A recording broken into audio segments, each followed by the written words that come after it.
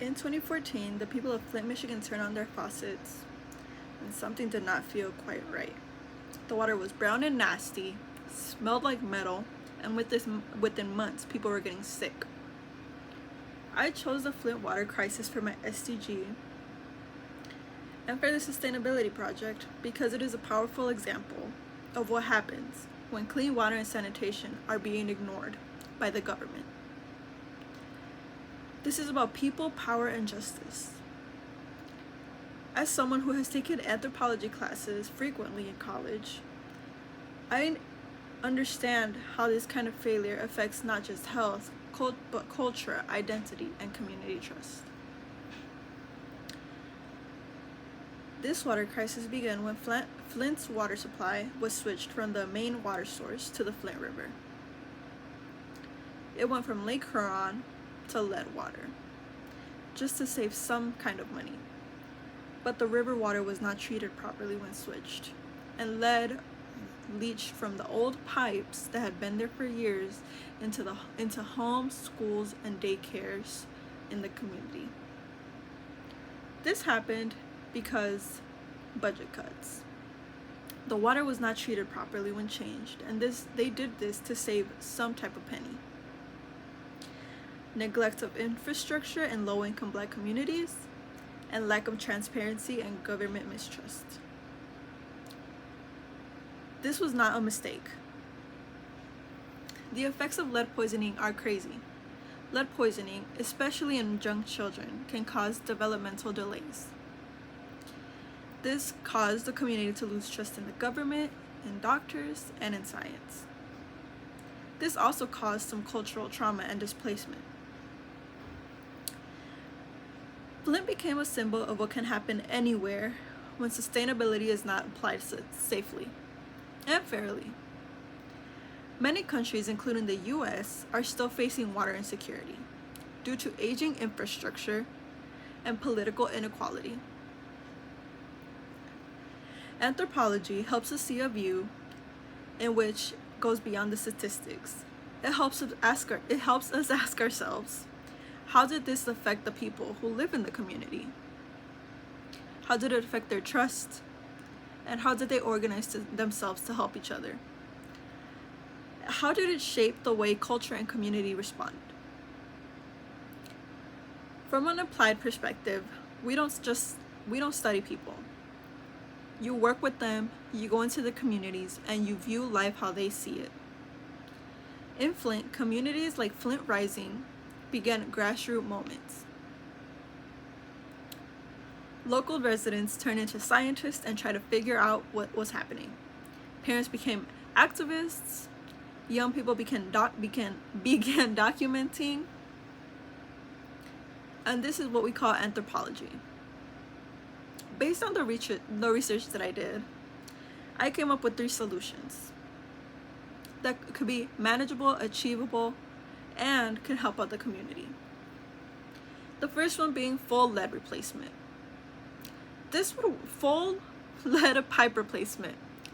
This could work because the most urgent step is finding a way to transport the water from one place to another place safely without having lead flood the systems.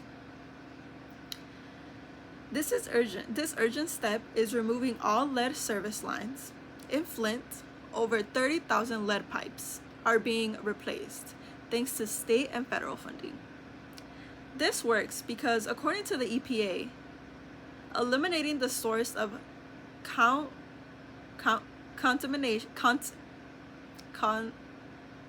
contamination is the only way to permanently stop the exposure. This was recommended by pediatrician and whistleblower Dr. Mona Hanna, and this was funded by the Biden administration infrastructure law in 2022. Solution number 2 could be community-based water testing education.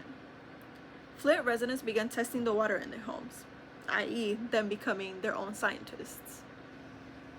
This happened with help from Virginia Tech, and using their scientists and their data to fight the misinformation that was being given. This works because communities are coming together. They are given tools to monitor their own water. They gain the power that they need, the knowledge, and the trust from themselves. This also helps because kids are learning science as they are learning how to fix the water in their community, which could help power the future generations that come from Flint, Michigan. This solution respects local knowledge systems and gives people agency.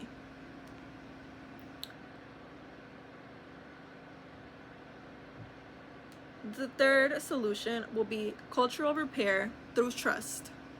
When this happened, it is not a lie that the community lost trust in the government.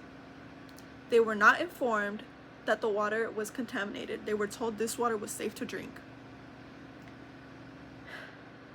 The recovery is not just physical with changing the pipes. It's emotional and cultural. They need to restore the trust and this would require public apologies, reparations, and community healing. This works because the damage in Flint was caused by systematic racism. Part of systematic racism, healing involves creating forums for residents in the community to be heard, compensated, and respected. Flint has launched public storytelling projects, art therapy programs, and even citywide truth-telling events. This teaches that cultural healing is just as important as technical solutions like changing the pipes. As I read the article provided, Student Leadership at the University, leadership is not just about standing on a podium and giving a speech. It is about action. It is about listening and giving a solution. It is about applying knowledge to the real world. As a student, I see sustainability not just as a checklist of goals, but as a human right. I myself had drank lead water while I was away at my university and did not know because the government did not want to tell us until they put a Brita in front of our door and told us to drink it. This Flint crisis shows that what happens when systems break down, but it also shows how people rise up and fend for themselves.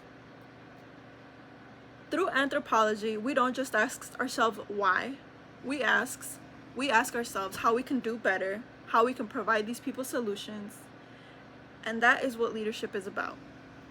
In this, I used PBS Frontline, Flint's Deadly Water, Student Leadership at the University, and EPA reports on lead exposure. Thank you.